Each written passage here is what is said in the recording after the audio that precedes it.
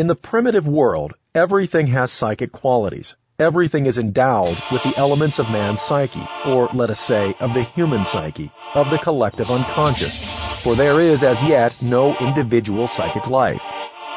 Let us not forget, in this connection, that what the Christian sacrament of baptism purports to do is of the greatest importance for the psychic development of mankind. Baptism endows the human being with a unique soul. I do not mean, of course, the baptismal rite in itself as a magical act that is effective at one performance.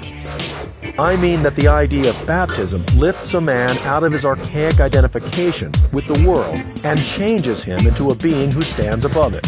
The fact that mankind has risen to the level of this idea is baptism in the deepest sense, for it means the birth of spiritual man who transcends nature.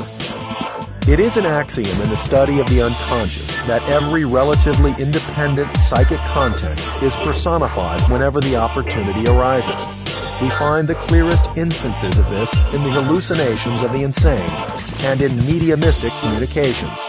An invisible person arises wherever and whenever an autonomous psychic component is projected. This explains the spirits of an ordinary spiritualistic seance and the ghosts which appear to primitive man. If an important psychic content is projected upon a human being, he becomes mana, that is, endowed with the power of producing unusual effects. He or she becomes a sorcerer, a witch, a werewolf, or the like. The primitive belief that the medicine man catches the souls that have wandered away by night and puts them into cages like birds strikingly illustrates this. Psychic projections endow the medicine man with mana. They cause animals, trees, and stones to speak because they are psychic activities.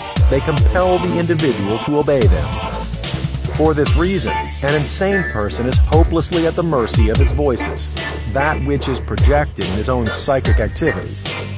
Without knowing it, he is the one who speaks through his voices, just as he is the one who hears, sees, and obeys. From the psychological point of view, primitive man's belief that the arbitrary power of chance answers to the intentions of spirits and of sorcerers is completely natural, because it is an unavoidable inference from the facts as he sees them. And let us not delude ourselves in this connection.